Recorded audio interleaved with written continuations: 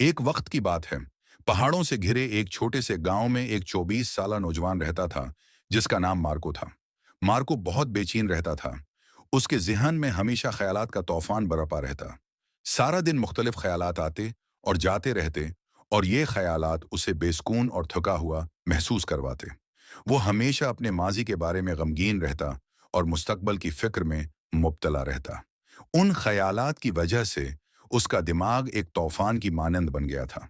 वो सुकून महसूस नहीं कर पाता था, अच्छी नींद नहीं ले पाता था, और तो और वो मुस्कराना भी भूल चुका था। एक दिन मार्को ने एक दूर दराज पहाड़ी गांव के बारे में सुना। लोग कहते थे कि वहां एक अक्लमंद बूढ़ा शख्स रहता है। ये वही आदमी था जो कभी शहर में मशहूर माहिर नफ्सियात साइकोलॉजिस्ट हुआ करता था।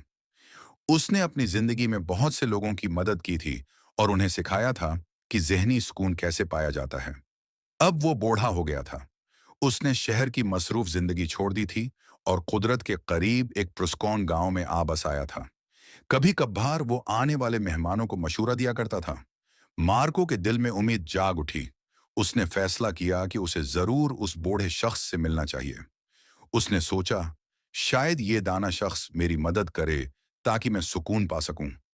कई दिनों की लंबी और थक्का देने वाली मुसाफत के बाद मार्को पहाड़ों के उस गांव में पहुंच गया। जब वो वहां पहुंचा तो उसने एक छोटा सा घर देखा जो हरियाली से ढका हुआ था। घर के बरामदे में वो बूढ़ा शख्स खामोशी से बैठा था। उसकी आंखें बंद थीं और उसके चेहरे पर गहरा सुकून झलक रहा था। मार्को आहिस्ता से उसके पास गया और नरमी से बोला, दादा जान, मेरा जहन बहुत बेचैन है। मैं सोचना बंद नहीं कर पाता। मैं अपने दिल में सुकून चाहता हूं। क्या आप मेरी मदद कर सकते हैं?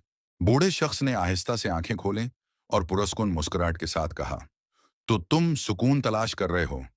आओ मेरे साथ, मैं तुम्हें एक छोटा सा काम दूंगा। वो मार्को को अपने छोटे से सहन में ले गया। फिर उसने एक गिलास को पानी से लबालब भर दिया, यहां तक कि अगर हल्का सा झटका भी लगता तो पानी बह जाता। उसने गिलास मार्को के हाथ में दिया और कहा, यहां से गांव के किनारे तक जाओ और वापस आओ, लेकिन याद रखना, पानी का एक कतरा भी नहीं करना चाहिए। मार्को ने हैरानी से उसकी तरफ देखा, लेकिन वो अपनी पूरी कोशिश करना चाहता था। उसलिए उसने चैलेंज कबूल कर लिया। उसने गिलास को एहतियात से पकड़ा और चलना शुरू किया। रास्ता तंग और मसरूफ था। कुछ लोग चल रहे थे, कुछ दौड़ रहे थे। दुकानदार ग्राहकों को बिला रहे थे और कत्ते भौंक रहे थे, लेकिन मार्को ने उधर उधर नहीं देखा। उसकी नजरें सिर्फ गिलास पर थीं। वो आहिस्ता आहिस्ता, कदम बेकदम चलता रहा। लोग उसे हैरत से देखते रहे, मगर किसी ने उसे रोका नहीं। सब जानते थे कि वो कुछ अहम सीख रहा है। आखिरकार मार्को वापस आ गया और बोला, दादा जान, मैंने कर दिखाया। पानी का एक कतरा भी नहीं गिरा। बूढ़े शख्स ने सिर हिलाया और मुस्कुराया। फिर उसने पूछा, ये बहुत अच्छा है, लेकिन बताओ, क्या तुमने रास्ते में खेलते हुए बच्चों को देखा? क्या तुमने कत्तों के भौंकने की आवाज सुनी? मार्को ने हैरत से कहा, नहीं, मैंने कुछ नहीं देखा और न सुना। मैं तो सिर्फ गिलास पर तौजा दे रहा था। बूढ़े शख्स ने फिर मुस्कुराकर नरमी से कहा, यही राज है। ये वो चीज है जो हमेशा तुम्हारे अंदर थी, लेकिन तुम्हें उसका इल्म नहीं था। जब तुम्हारा जिहन मौजूदा लम्हे में रहता है, तब ना खौफ के लिए जगह रहती है, ना उलझन के लिए, और ना ही फालतू ख्यालात के लिए। तुम सिर्फ गिलास में मौजूद पानी के बारे में सोच रहे थे। उस वक्त तुम्हारा दिमाग बिल्कुल खामोश हो गया था। न तुम माजी के गम में थे, न मुस्तकबल के खौफ में। आहिस्ता आहिस्ता मार्को को समझ आने लगी, यही वो सुकून था जिसकी वो तलाश में था। सुकून कोई बाहर से मिलने वाली चीज नहीं।